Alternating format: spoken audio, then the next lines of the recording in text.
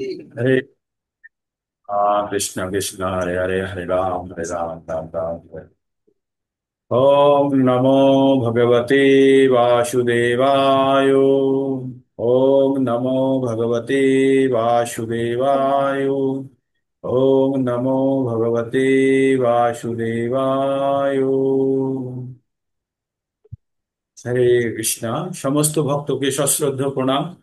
আজকে আবার আমরা একটা ভগবদ গীতার নতুন ক্লাসে আমরা ভগবদ গীতা পঠন করি প্রতিদিনের ন্যায় আজকেও করব। আমরা সকালবেলাতে যে ক্লাসটা করি আমরা একটু ব্যাখ্যা করে করার চেষ্টা করি, যাতে আমাদের আহ সামান্য হলেও যেন আমাদের মাথার মধ্যে ঢোকে। তো ভগবদ গীতা ভগবানের মুখ নিঃসৃত বাণী। ভগবান কুরুক্ষেত্রে যুদ্ধক্ষেত্রে অর্জুনকে ভগবান এই কথাগুলি বলেছিলেন। ভগবান যখন নিজের আত্মীয় স্বজনদের সঙ্গে যুদ্ধ করতে না চেয়ে যখন তার মন বিষাদে ভরে গেছিল, তখন ভগবান অর্জুনকে এই জ্ঞান দিয়েছিলেন। তো ভগবান অর্জুনের মনে শঙ্কা দূর করেছিলেন, কারণ অর্জুনের মনের মধ্যে এই সংশয় এসেছিল। কারণ অর্জুন সে যুদ্ধের কারণ নিজেকে ভাবছিল, সে অনেক ব্যক্তির হত্যার কারণ হিসাবে ভাবছিল। তাই অর্জুনের মনের মধ্যে যে দ্বিধা, যে সংশয় ছিল, সেটি দূর করার জন্য ভগবান এই জ্ঞান দিয়েছিল।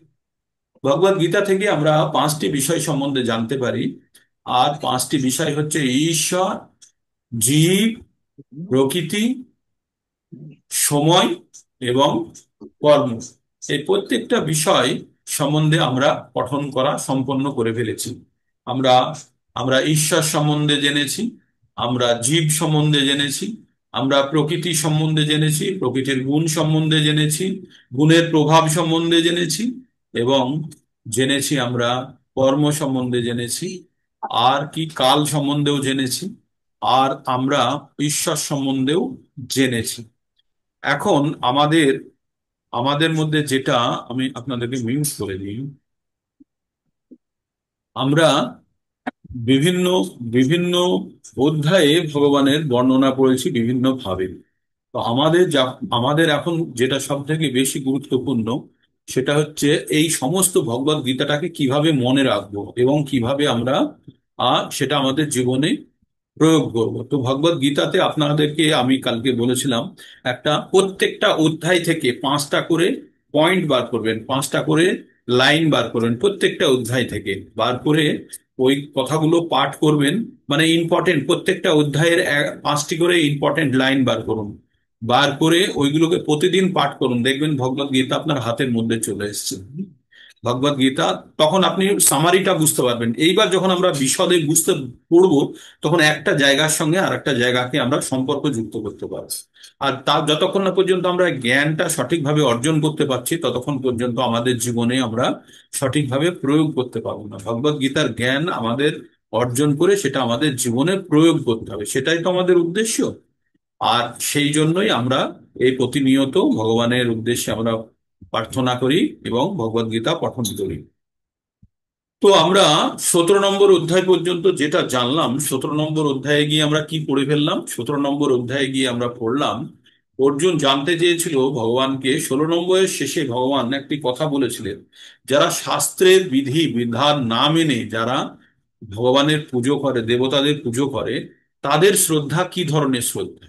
তো ভগবান 16 নম্বর অধ্যায়ে যে শ্লোকটি বলল, 23 নম্বর শ্লোকটি বললেন, খুব গুরুত্বপূর্ণ 23 নম্বর শ্লোকটি। যো শাস্ত্র বিধিম উৎসর্য বর্ততে কাম কারত না স সিদ্ধিম অবাপ্নতি না সুখম না পরম গতিম। এটা হচ্ছে 16 নম্বরের 23 নম্বর শ্লোক। কি বললো? যো শাস্ত্র বিধিম উৎসর্য বর্ততে কাম কারত না সিদ্ধিম অবাপ্নোতি না সুখম না পরম গতিম।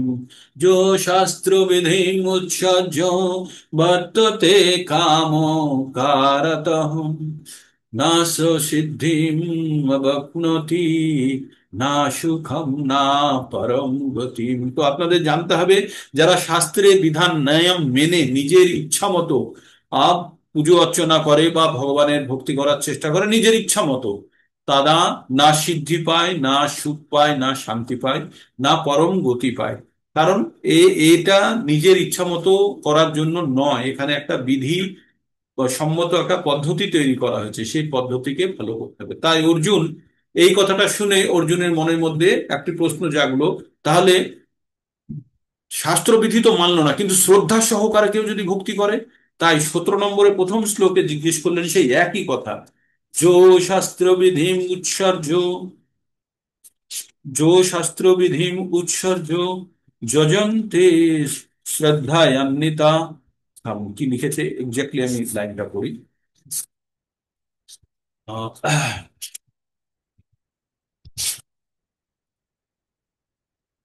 অর্জুনের অর্জুনের মনে হয়েছে যে তাহলে শাস্ত্রবিধি না হয় না মেনে যে পড়লো ঠিক আছে, কিন্তু কেউ যদি শ্রদ্ধার সঙ্গে করে তাহলে তার কি হবে?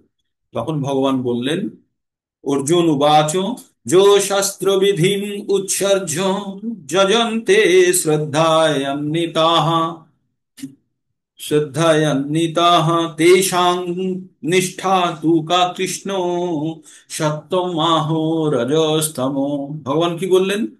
ভগবানকে জিজ্ঞেস করলেন অর্জুন, যারা শ্রদ্ধা সহকারে ভগবানের পুজো অর্চনা করছে কিন্তু বিধি সম্মত নয়, শাস্ত্র বিধি নেই।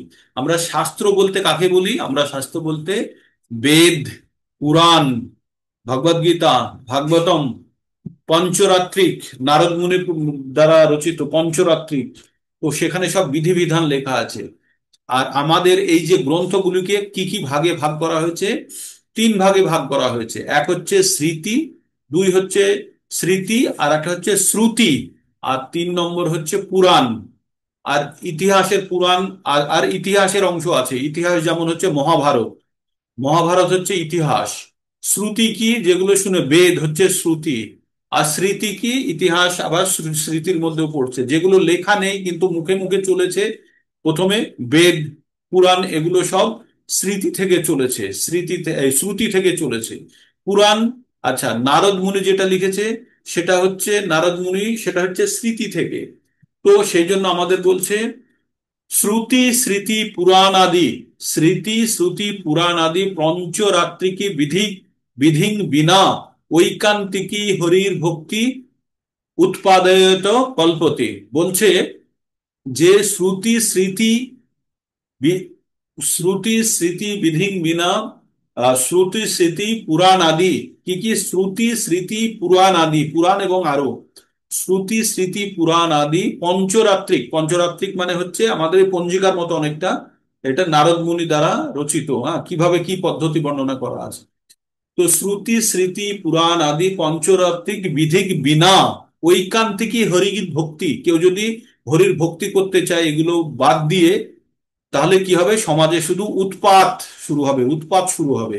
এতে ভক্তি হবে না, উৎপাত শুরু হবে। সেই জন্য আমাদের সবসময় ভগবান কি বলছে, শাস্ত্র বিধি মেনে আমাদের ভগবানের পুজো অর্চনা বা ভক্তি করা উচিত। তাই আমরা শাস্ত্র বিধি মেনেই আমরা চেষ্টা করছি। তাই ভগবান কি অর্জুন কি জিজ্ঞেস করলো, যো শাস্ত্র বিধিম উৎসর্য যজন্তে শ্রদ্ধায়ান্বিতাঃ তেষাং নিষ্ঠা তু কা কৃষ্ণা সত্যম আহ রজস্তম।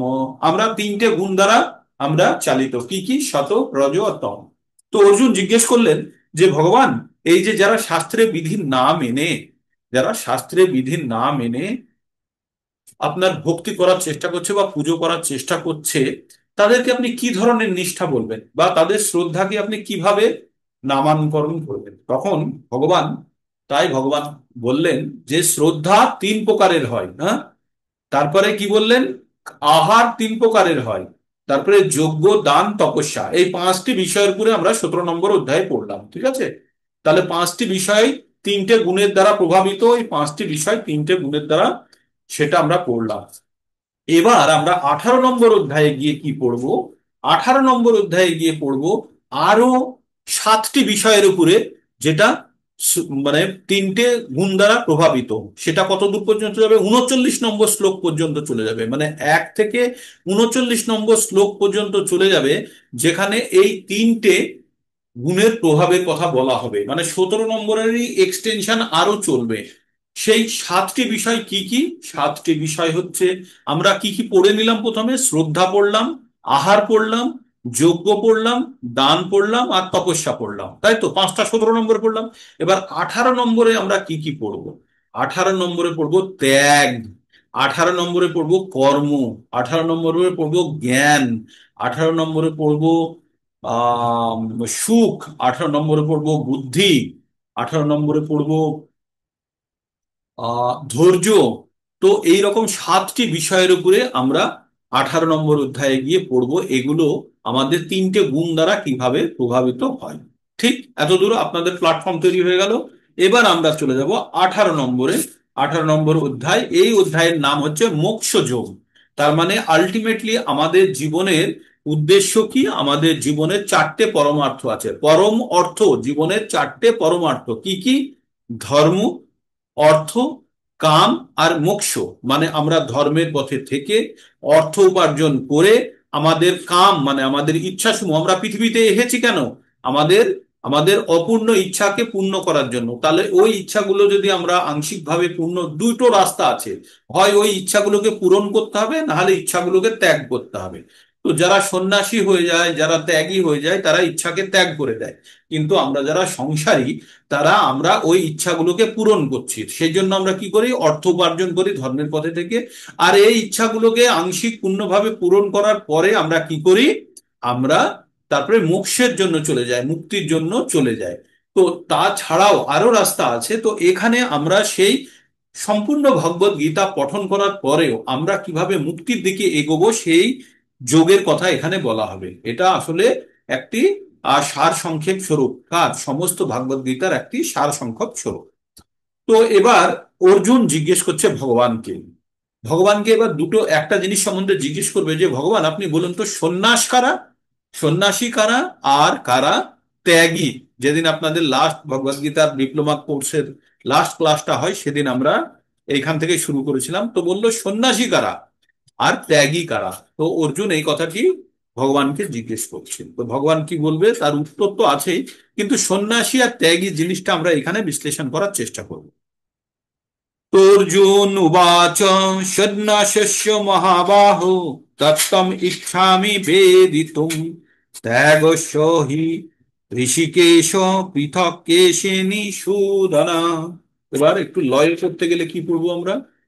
একটু ছন্দ করে পড়তে গেলে, সন্ন্যাসস্য মহাবাহো তত্ত্বমিচ্ছামি বেদিতুম ত্যাগস্য চ ঋষিকেশ পৃথক কেশিনী সূদনা। সন্ন্যাসস্য মহাবাহো তত্ত্বমিচ্ছামি বেদিতুম ত্যাগস্য চ ঋষিকেশ পৃথক কেশিনী সূদনা।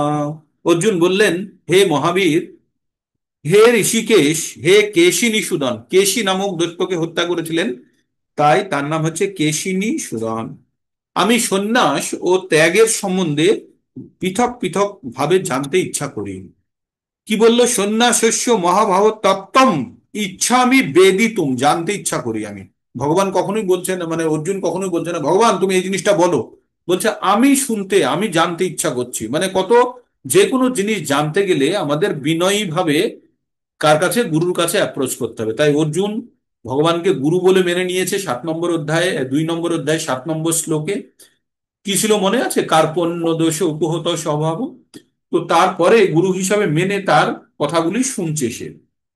তো সেখানে অর্জুন তাকে কি জিজ্ঞেস করলো? আমি সন্ন্যাস আর ত্যাগের মধ্যে পার্থক্য আলাদা আলাদা ভাবে জানতে চাই। তাহলে সন্ন্যাস, আমরা সন্ন্যাস মানে কাদের বুঝি? যারা গেরুয়া বস্ত্র পরে রাস্তাতে কোমণ্ডল আর ত্রিদণ্ড হাতে করে চলে যায়, তাদেরকে আমরা সন্ন্যাসী বলি। আসলে সন্ন্যাসী কারা? সর্বকিছু ন্যাশ করে দিয়েছে, তাদের এই জগৎ সংসারের সঙ্গে সমস্ত সম্পর্ককে নাশ করে দিয়েছে, তিনি হচ্ছে সন্ন্যাসী। কোনো ধরনের সম্পর্ক নেই জগৎ সংসারের সঙ্গে, তাদের একটাই সম্পর্ক ঈশ্বরের সঙ্গে। আর জগৎ সংসারের সঙ্গে কোনো রকম সম্পর্ক নেই, তাদেরকে বলা হয় সন্ন্যাস। সমস্ত কিছু সে নাশ করে দিয়েছে, শেষ করে দিয়েছে। কার সঙ্গে? জগৎ সংসারের সঙ্গে সম্পর্ক তারা শেষ করে দিয়েছে। তাদের একটাই উদ্দেশ্য ভগবানের সঙ্গে যুক্ত হওয়া। তারা কোনো ধরনের কর্মের মধ্যে তারা যুক্ত নয়, কোনো ধরনের কর্ম নয়। তাদের একটাই কর্ম, সেটা হচ্ছে স্পিরিচুয়াল কর্ম, আধ্যাত্মিক কর্ম। তাদের কোনো ভয় নেই, তারা ঈশ্বরের উপরে সম্পূর্ণরূপে নির্ভরশীল।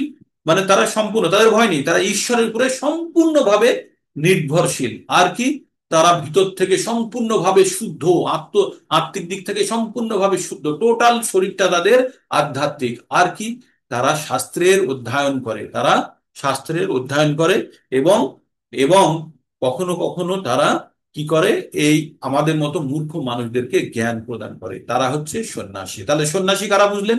যারা সমস্ত কিছু কর্ম ত্যাগ করে দিয়েছে, তারা কোনো ধরনের কর্ম করে না, এবং নিজেদের জন্য প্রয়োজনীয় খাবার পর্যন্ত প্রস্তুত করে না। তারা টাকা ইনকামও করতে যায় না, তাদের জামাতে পকেটই নেই, কেন, কি দরকার তাদের টাকা? তারা সম্পূর্ণরূপে ভগবানের উপরে নির্ভরশীল। কেউ যদি তাদেরকে ভিক্ষা দেয় তবে তারা খাবে, ভিক্ষাও চাইতে যাবে না তারা, মানে তারা ভিক্ষাও চাইতে যাবে না। কেউ যদি দয়া করে তাকে দেয়, ভগবান যদি তার ব্যবস্থা করে, খাবে, না হলে খাবে না। তাদের কাজই হলো ভগবানের, শুধু ভগবানের সঙ্গে যুক্ত হওয়ার প্রচেষ্টা করা। আর তারা যে নিজেরা উপলব্ধি, তাদের যে নিজেরা নিজেদের থেকে যেটা উপলব্ধি করে, উপলব্ধি মানে নিজেরা যেটা অনুভব করে, সেই জ্ঞান সাধারণ মানুষের মধ্যে দিয়ে সাধারণ মানুষকে উদ্ধার করার চেষ্টা করে। ঠিক? তো সন্ন্যাসী এবার বুঝতে পারলেন, তাদের জাগতিক কোনো ধরনের চাহিদা নেই, তাদের শরীর যাপনের জন্য যে মিনিমাম প্রয়োজন, সে প্রয়োজনের দিকেও তারা নিজেদের দিকে ধ্যান দেয়। এটা গেল সন্ন্যাসী। তারপরে বলছে ত্যাগী। এবার ত্যাগী কারা? ত্যাগী, ত্যাগী হচ্ছে তারা যারা সন্ন্যাসীদের মতোই, যারা এই জগৎ সংসারে সব জিনিস মানে পার্থিব চাওয়া পাওয়া তারা ত্যাগ করেছে, কিন্তু তারা কর্ম করে, এবং কর্মের ফলের তারা আশা করে না, কর্মের ফলও ত্যাগ করে দিয়েছে। তারা কর্ম করে কিন্তু কর্মের ফল ত্যাগ করে দিয়েছে, তাদেরকে বলা হচ্ছে ত্যাগী। তাহলে সন্ন্যাসীকে, সন্ন্যাসী সবকিছু ত্যাগ করে দিয়েছে, সে ইভেন কর্মও ত্যাগ করে দিয়েছে। কিন্তু যারা ত্যাগী, তারা কি করছে? তারা কিছুটা হলেও কাজ করছে, এবং তার সঙ্গে কি করছে তারা, তারা তারা তার সঙ্গে কর্মফল যেটা, সেটাকে ত্যাগ করেছে। তারা কর্ম ত্যাগ করেনি, তারা কর্মফল ত্যাগ করেছে। মানে এই দুটো, সন্ন্যাসের মধ্যে সন্ন্যাস কর্মও করে না, কোনো রকমের কর্ম, জাগতিক কর্ম নেই। তাদের শুধু জীবন ধারণের জন্য, শুধু নিঃশ্বাস প্রশ্বাস নেওয়ার, ভগবানের সঙ্গে যুক্ত হওয়ার জন্য সর্বদা তারা একনিষ্ঠভাবে লেগে আছে। তাদের সমস্ত ধরনের ডিপেন্ডেন্সি, তাদের সমস্ত ধরনের নির্ভরতা ভগবানের উপরে। তারা কখনো ভাবে না যে ভগবান তাদেরকে রক্ষা করবে, তারা নির্ভয়, তাদের কোনো ভয় নেই, তাদের একটাই ভরসা, তাদের ভগবান। আর কাউকে তারা বিশ্বাস করে না, আর ভগবান তাদেরকে রক্ষা করবে, সর্বদা রক্ষিবে কৃষ্ণ। এটা তাদের মানে সবসময় তাদের মাথার মধ্যে আছে যে ভগবান আমাকে রক্ষা করবেন, ঠিক এই ভরসায় তারা থাকে। তো তাহলে আমাদের তাহলে আমরা কি কি জানলাম? সন্ন্যাস সম্বন্ধে জানলাম, আর আমরা জানলাম কি সম্বন্ধে জানলাম? ত্যাগী সম্বন্ধে জানলাম। তো পরবর্তীতে যখন আমরা পড়তে থাকবো তখন আমরা জানতে পারবো যে ত্যাগী কি। তো তারপরে এবার ভগবানকে দুটো কথা জিজ্ঞেস করেছে। কি জিজ্ঞেস করেছে? ভগবানকে যখন কোনো নামে অর্জুন সম্বোধন করে, তো নামের অর্থ এর সঙ্গে যুক্ত থাকে। কিভাবে সম্বোধন করেছে? এক হচ্ছে মহাবাহ, মানে অত্যন্ত শক্তিশালী। আর দুই হচ্ছে পৃথক কেশিনী সুদনা। কেশিনী সুদন, কেশী নামক দৈত্যকে ভগবান হত্যা করেছিলেন।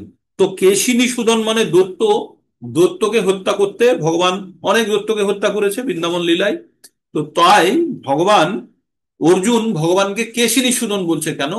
বলছে অর্জুনের মনের মধ্যে যে সন্দেহ, অর্জুনের মনের মধ্যে যে সন্দেহ রূপী বা দ্বিধা রূপী যে দৈত্য আছে, সেই দৈত্যকে হত্যা করতে কিন্তু ভগবানের বাণী পারবে। তাই ভগবান বলছেন, যে ভগবানকে বলছেন যে কেশিনী সুদন বলে তাকে তাকে স্মরণ করিয়ে দিচ্ছে, আপনি যদি কেশী নামক দৈত্যকে যদি হত্যা করতে পারেন, তাহলে আপনি আমার মনের মধ্যেও যে কেশী নামক যে দৈত্য, সন্দেহ, সন্দেহের বা অজ্ঞানের যে দৈত্য আছে, আপনি তাকে হত্যা করুন, আমাকে জ্ঞান দিয়ে আপনি পরিপূর্ণ করুন। ঠিক? তারপরে এবার ভগবান বলছে, শ্রী ভগবান উবাচ কাম্যনাম কর্মণাম নাশং, কাম্যনাং কর্মণাম নাশং সন্ন্যাসং কবയോ বিদু সর্বকর্ম ফলত্যাগং প্রাহুর্ত্যাগ ত্যাগং বিচক্ষণা। কম্মনম কর্মণং নাশং সন্ন্যাসং কবयो বিধু সর্বকর্ম ফলত্যাগং প্রাহুর্ত্যাগং বিচক্ষণাঃ। কি বললো? কাম্যনাং কর্মণাং নাশং সন্ন্যাসং কবয়ো বিধু সর্বকর্ম ফলত্যাগং প্রাহুত্যাগং বিচক্ষণা। পরমেশ্বর ভগবান কি বললেন? যে পণ্ডিতগণ কারা মনে করে? বিচক্ষণা, বিচক্ষণ মানে বিচক্ষণ ব্যক্তিদের, তাদেরকে আমরা পণ্ডিত বলি। পণ্ডিতরা কি মনে করে? ভগবান নিজের কথা বলার আগে এই যে অর্জুনের সন্দেহ, সেটি সম্বন্ধে অন্যরা কি বলে সেই কথা ভগবান এখানে বলছেন। অন্য কারা? প্রথমে পণ্ডিতের কথা বলছেন। পণ্ডিতগণ কাম্য ও কর্মসমূহের ত্যাগকে সন্ন্যাস বলে। কাম্য মানে যেটা আপনি পেতে চান, এবং কর্মসমূহের ত্যাগকে সন্ন্যাস বলে। বিচক্ষণ ব্যক্তিগণ সমস্ত কর্মফল পরিত্যাগ করাকে ত্যাগ বলেন। এখানে বোঝা গেল এতক্ষণ ধরে আমি যেটা আলোচনা করছিলাম, সমস্ত কর্ম, কর্ম কাম্য কর্মসমূহের ত্যাগ, কর্মসমূহের ত্যাগকে বলছে সন্ন্যাস। বুঝতে পারলেন? আর এখানে বলছে ত্যাগী কাকে বলছে? যে বিচক্ষণ ব্যক্তিগণ বলেন সমস্ত কর্মফলকে পরিহার করা, মানে ত্যাগ করাকে, পরিহারকে ত্যাগ বলে থাকেন। তাহলে বোঝা গেল এখানে, তাহলে ত্যাগী কারা? যারা কর্ম ফল ত্যাগ করছে। আর যারা সন্ন্যাসী, তারা কর্মকেই ত্যাগ করছে। কর্ম না থাকলে কর্ম ফলও থাকবে না, তাই তারা কর্মই ত্যাগ করছে। কারা? সন্ন্যাসী। আর কর্ম আর ত্যাগী কারা? যারা আমরা সংসারে থেকে যদি সংসারে কর্মফল যদি গ্রহণ না করি, আমরা যদি ভগবান চেতনায় মগ্ন থাকি এবং সংসারে যত কিছু হচ্ছে সব অকর্মের মধ্যে যদি আমরা থাকি, অকর্ম মানে ভগবানের উদ্দেশ্যে, তাই বলে কি আমরা অর্থ উপার্জন করব না বা জীবন ধারণ করছি একটা উদ্দেশ্যেই আমরা জীবন ধারণ করছি। কি উদ্দেশ্য? ভগবানের সেবা। এটা যদি কারোর টার্গেট হয়ে থাকে জীবন ধারণ করা, তাহলে সন্ন্যাস আর ত্যাগের মধ্যে কোনো পার্থক্য নেই। কারণ সন্ন্যাসী কি করছে? তার জীবন ধারণের জন্য সে শ্বাস প্রশ্বাস নিচ্ছে, নিচ্ছে তো। তেমনি আমাদের জীবন ধারণের জন্য খাওয়া বা আমাদের যে ন্যাচুরাল কাজগুলো যেগুলো করা, সেইগুলো হচ্ছে আমাদের কি? আমাদের জীবন ধারণের জন্য। তাহলে আমাদের জীবন ধারণের উদ্দেশ্য যদি ভগবান হয়, ভগবানকে আমরা সেবা দেওয়ার জন্য যদি জীবন ধারণ করি, তাহলে ত্যাগী আর সন্ন্যাসীর মধ্যে কোনো পার্থক্য নেই। ত্যাগী সেখানে নিঃশ্বাস প্রশ্বাস তো নিচ্ছে, সেটা এক ধরনের কর্ম। আমি এখানে সেখানে খাবার গ্রহণ করছি এই শরীরটাকেই বাঁচানোর জন্য শুধু। তো এই খাবারের জন্য কিছু আমাকে কাজ করতে হবে, সেটা করছি। কিন্তু সমস্ত কাজ আলটিমেটলি আমার কোথায় এসে পৌঁছচ্ছে? ভগবানের সেবার উদ্দেশ্যে পৌঁছচ্ছে। যখন এই রকম ভাবনা চিন্তা নিয়ে আমরা কর্ম করছি, তখন আমরা এই কর্মফল ত্যাগের পর্যায়ে পৌঁছে, তখন আমাদেরকে ত্যাগী রূপে গণ্য করা হবে। তো বিচক্ষণ ব্যক্তিরা বলছে যারা কর্মই ত্যাগ করে দিয়েছে তারা হচ্ছে সন্ন্যাসী, আর যারা কর্ম ফল ত্যাগ করেছে তারা হচ্ছে ত্যাগী। ক্লিয়ার হলো? কারো ডাউট নেই এর মধ্যে? ডাউট থাকলে হবে না, কিন্তু আমি একদম পুরো বিশ্লেষণ করে এন্ড টু এন্ড বলছি। তারপরে তারপরে ভগবান কন্টিনিউ করছেন, তারপরে কি বলছেন? ত্যাজ্যং দোষবৎ ইতি, এ ত্যাজ্যং দোষবৎ ইতি কে কর্ম পাহুর্মনীষিণাঃ যজ্ঞ দান তপ কর্ম না তাজ্যম ইতি চাপরে। কি বললেন? ত্যাজ্যং দোষবৎ ইতি একে, ত্যাজ্যং দোষবদিতি কে কর্ম প্রাহু মনীষিণাঃ যজ্ঞ দান তপ কর্ম না ত্যাজ্যম ইতি চাপরে। ত্যাজ্যং দোষবৎ ইতি কে কর্ম প্রাহুর মনীষিণা যজ্ঞ দান তপ কর্ম ত্যাজ্যম ইতি চাপরে। তো বললেন এখানে, আগে কাদের বললেন? পণ্ডিতদের কথা বললেন, এবার মনীষীদের কথা বলছেন। মনীষীরা কি বলে? মনীষীরা, এক শ্রেণীর মনীষীগণ বলেন যে সকাম কর্ম, সকাম কর্ম দোষযুক্ত, দোষযুক্ত বলে তা পরিত্যাজ্য। একদল বলছে যে সকাম কর্ম কি হয়? সকাম কর্ম আমাদের পুণ্য এনে দেয়। তাহলে সেই পুণ্য কি হবে? আমাদের পুণ্য যদি থাকে তাহলে কি হবে? আমাদের আবার জন্ম মৃত্যুর চক্রে আমাদের বাঁধবে। তাই বলছে সকাম কর্ম দোষযুক্ত বলে তা পরিত্যাজ্য। কারা বলল? একদল মনীষী বলল। অপর একজন পণ্ডিত কি বলছেন? যজ্ঞ দান আর তপস্যা প্রভৃতি কর্মকে পরিত্যাগ করা উচিত নয়। হুম, অপরিত্যাজ্য মানে পরিত্যাগ। তার মানে আমাদের কি বললো? যজ্ঞ দান তপস্যা করতে গেলে আমাদের কি করতে হবে? এগুলোর জন্য কর্ম তো আছে, তো তাহলে সেই কর্মগুলোকে ত্যাগ করা যাবে না। পণ্ডিতগণ বলছে সকাম কর্ম দোষ আছে, তাকে সকাম কর্মকে ত্যাগ করো, কিন্তু যজ্ঞ দান তপস্যাকে ত্যাগ করা যাবে না। এটাকে বললো আর একটা মনীষীগণ বললো। ঠিক। এবার ভগবানের ইচ্ছা কি? ভগবান তাই বলছে এবার, নিশ্চয় শুনো মে তত্র ত্যাগে ভারত সত্তমম ত্যাগ হি পুরুষ ব্যাঘ্র ত্রিবিধ সংপরিকীর্তিত। ভগবান কি বললেন? হে পুরুষ ব্যাঘ্র মানে ব্যাঘ্রকে প্রাণীদের মধ্যে শ্রেষ্ঠ, তাই অর্জুনকে বলছে তুমি পুরুষদের মধ্যে শ্রেষ্ঠ, তাই পুরুষ ও ব্যাঘ্র বলে তাকে সম্বোধন করা হচ্ছে। হে ভারত শ্রেষ্ঠ, ত্যাগ সম্বন্ধে আমার নিশ্চিত সিদ্ধান্ত শ্রবণ করো। এবার ভগবান তার কথা বলছে। আগে কি বললো? পণ্ডিতদের কথা বললো ভগবান, তারপরে বললো কিছু বিচক্ষণ মানুষদের কথা বললো। এবার ভগবান বলছে আমি নিজে কি সেটা আমার কাছ থেকে এবার তুমি শোনো। তো ভগবান কি বলছে? হে ভারত শ্রেষ্ঠ, ত্যাগ সম্বন্ধে আমার নিশ্চিত সিদ্ধান্ত শ্রবণ করো। হে পুরুষ ব্যাঘ্র, শাস্ত্র ত্যাগেও তিন প্রকার, শাস্ত্রে ত্যাগও তিন প্রকার বলে বর্ণিত আছে। তাহলে আমরা এবার তিন প্রকার ত্যাগের কথা শুনতে শুরু করব। ঠিক, আমরা আগে কি কি 17 নম্বরে কি কি ত্যাগের, 17 নম্বরের তিনটে প্রকার সব জিনিসে জেনেছে। এই তিনটে কোথা থেকে আসলো? প্রকৃতির তিনটে গুণ থেকে।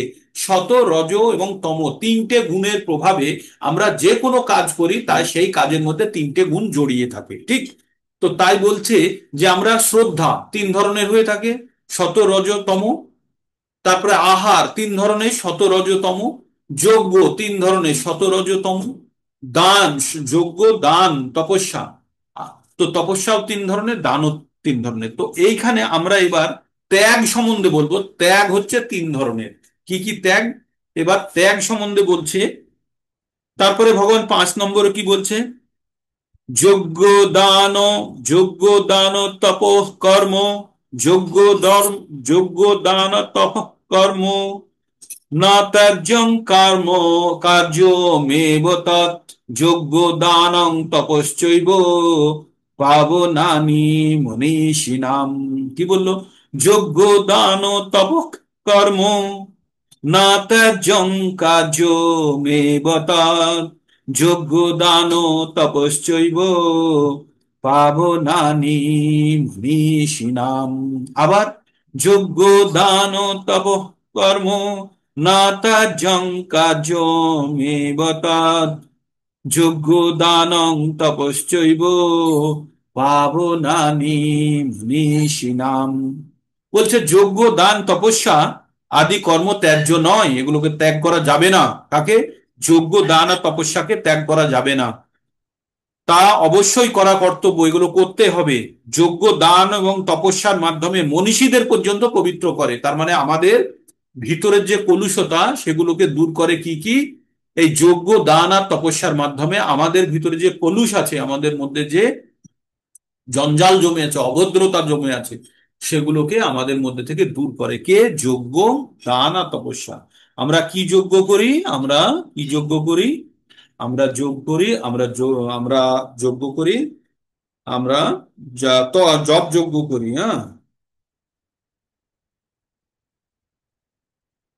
তো আমরা যজ্ঞ, দান আর তপস্যা কখনোই ত্যাগ করা যাবে না।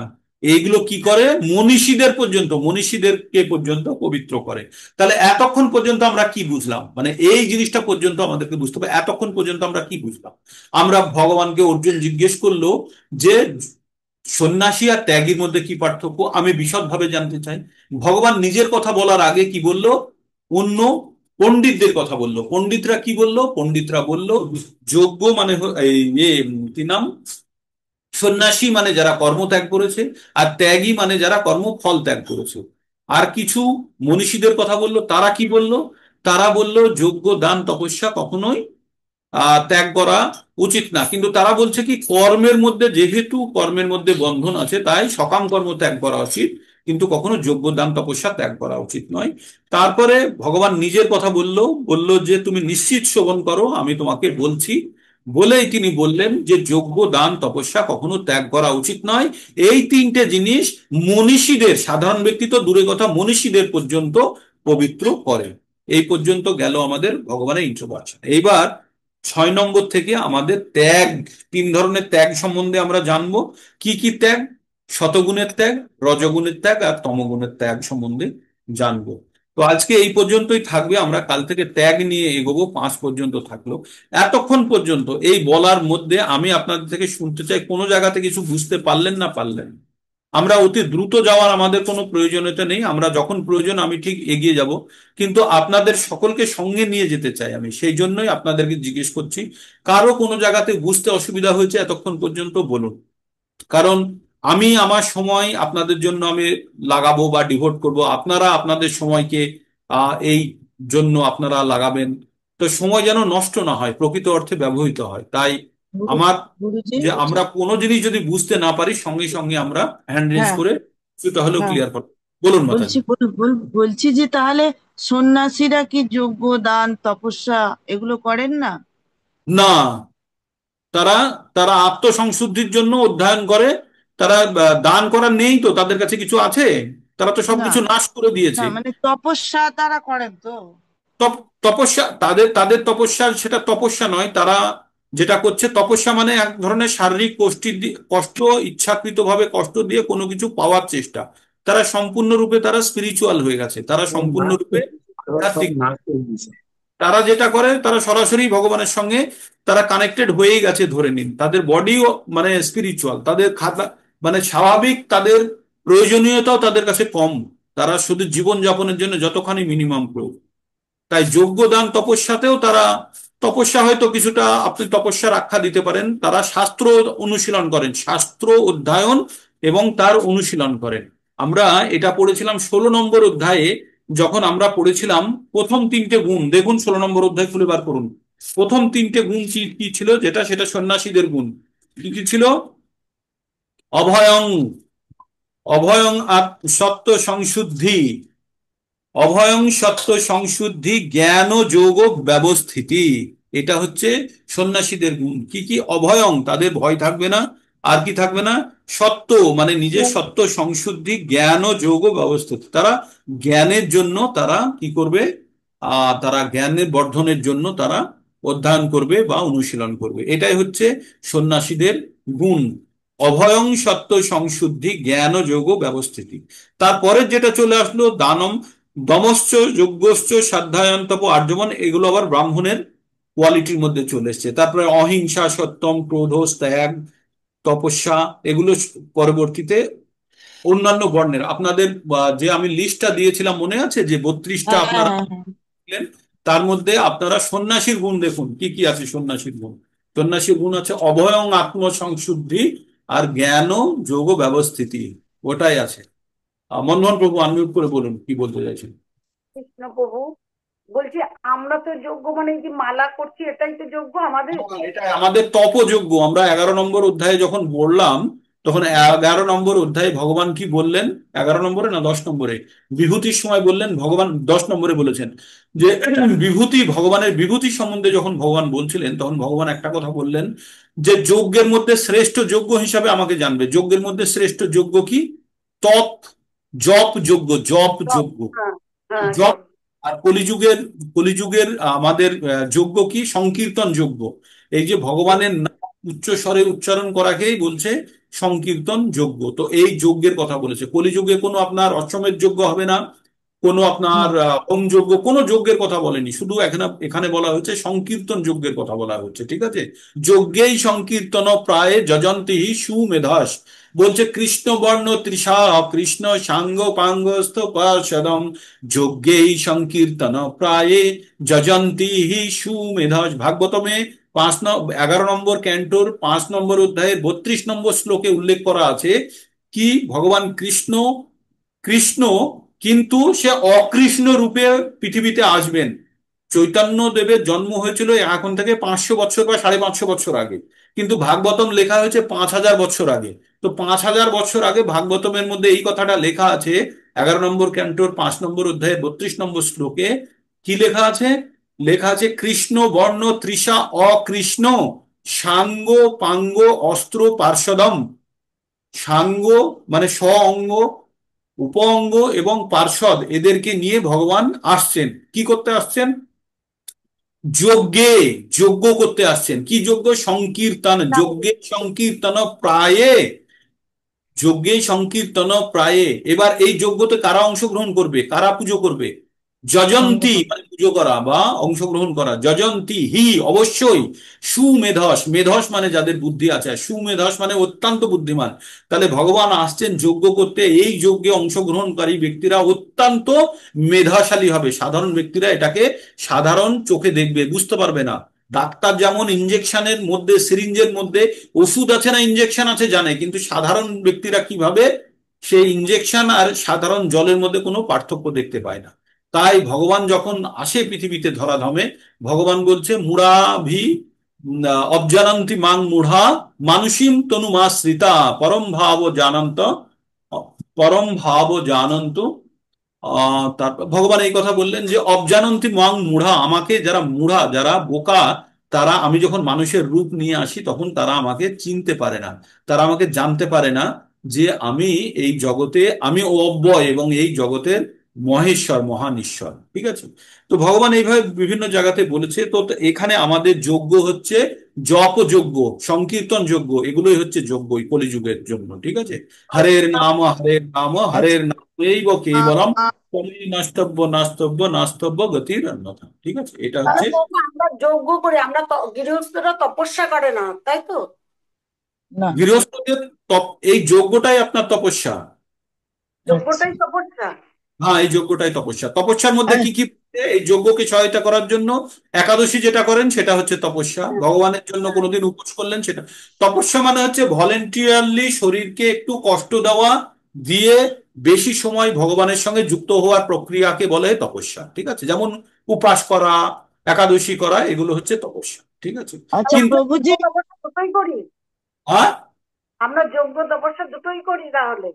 আমরা যজ্ঞ করছি, হ্যাঁ তপস্যা করছি, আমরা তপস্যা করছি, যজ্ঞ তপস্যা। আমাদের কি কি হচ্ছে, আমাদের পাঁচটা জিনিস করতে হবে, ABCDE। আমাদের পাঁচ ধরনের ভিটামিন আছে। ঠিক আছে? এতে হচ্ছে অ্যাসোসিয়েশন, সাধু সঙ্গ। বিতে হচ্ছে বুকস, গ্রন্থ পঠন। সিতে হচ্ছে চ্যান্টিং, হরে কৃষ্ণ মহামন্ত্র জপ করা। ডিতে হচ্ছে ডায়েট, আহার, আমরা ভগবান প্রসাদ গ্রহণ করব। আর ইতে হচ্ছে আমরা একাদশী এবং এই ধরনের যতগুলো মানে তপস্যাযুক্ত কাজ আছে সেগুলো আমরা করব। ঠিক? প্রভুজি।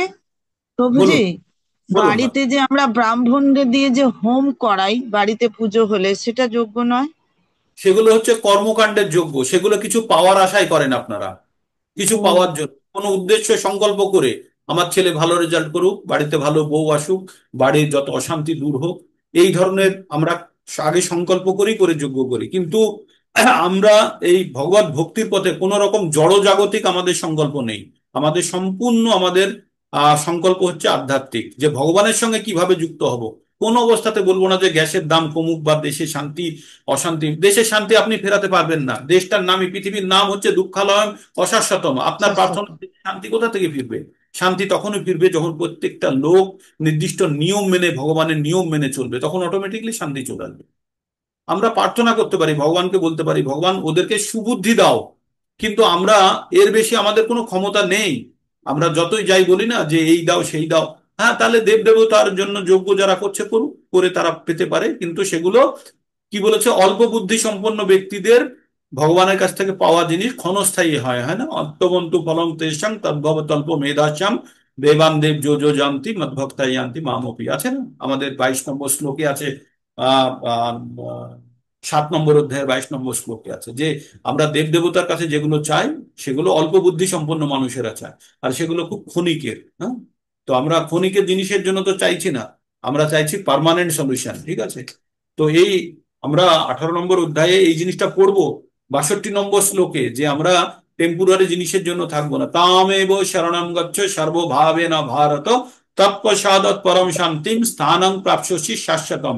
আমরা পরম শান্তির জন্য আর পার্মানেন্ট জায়গার জন্য আমরা ভগবানের শরণ নিচ্ছি বা নেওয়ার চেষ্টা করছি। ঠিক আছে? আমরা কোনো টেম্পুরারি জিনিস চাই না। আমরা চাই না আমার 3 তলা বাড়ি 6 তলা হোক, আমার একটা গাড়ি 3টে হোক, এগুলো ক্ষণস্থায়ী। যেই দেহত্যাগ করবে সব রয়ে গেল। তাহলে আমাদের চাওয়া পাওয়া কি? আমাদের দীর্ঘস্থায়ী। আমরা প্রেয়তে বিশ্বাস করছি না, আমরা শ্রেয়তে বিশ্বাস করছি। ঠিক বুঝলেন মাতাজি? প্রভুজি। প্রভুজি, হ্যাঁ, একাদশের নিয়মাবলী যদি একটু বলেন।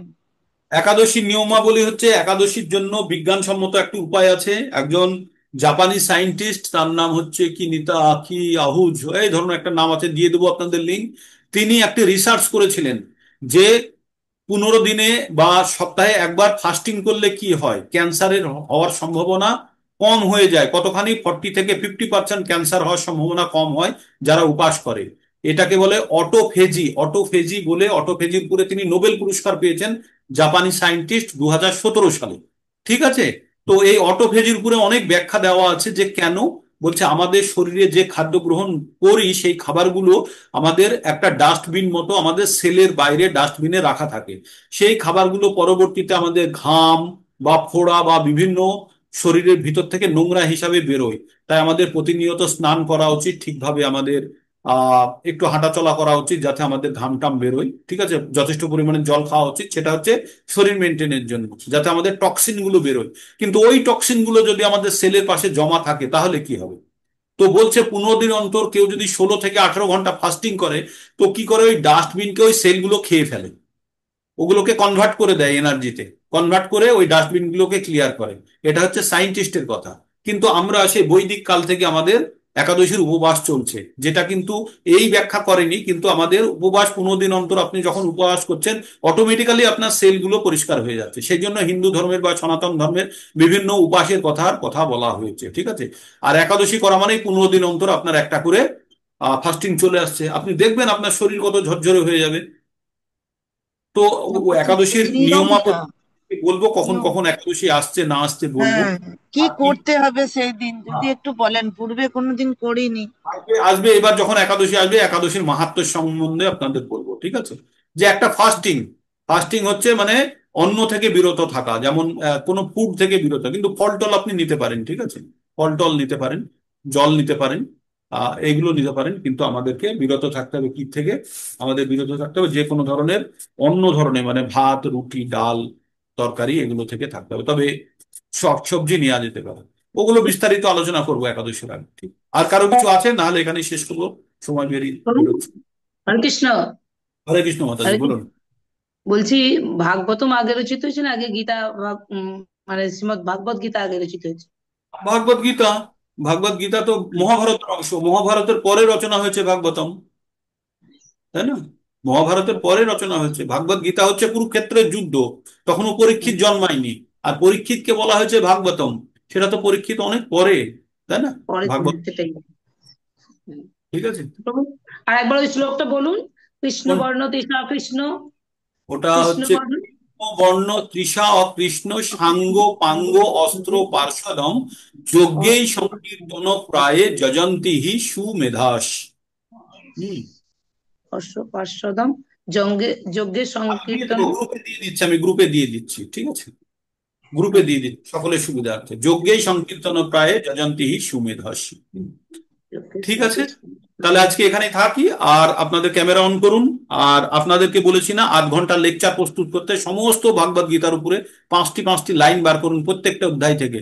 আপনারা দেখবেন, আমাকে ফলো করুন, আপনারা ভগবত গীতা অবশ্যই শিখবেন। একটু কষ্ট হবে প্রথমের দিকে, কিন্তু শিখবেনই, তাতে কোনো ডাউট নেই। ঠিক আছে, ক্যামেরা অন করুন।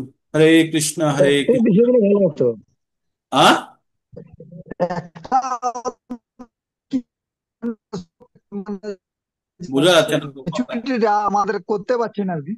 আপনি একটা করে দেখিয়ে দিন, একটা অধ্যায়ের যে এই 5টি পয়েন্ট বাইর করলাম একটা অধ্যায় থেকে। ঠিক আছে, দিয়ে মানে একটু দিচ্ছি। স্পেসিমেনে ভাব। আচ্ছা হ্যাঁ, ঠিক আছে। একটা অধ্যায় করে দেখান, তারপর আমরা দেখছি একবার চেষ্টা করি। ঠিক আছে, ওকে। এইভাবে আমি এই অধ্যায় থেকে এই 5টি পয়েন্ট বাইর করলাম, এটা করলাম। ঠিক আছে। হরে কৃষ্ণ হরে কৃষ্ণ কৃষ্ণ কৃষ্ণ হরে হরে, হরে রাম রাম।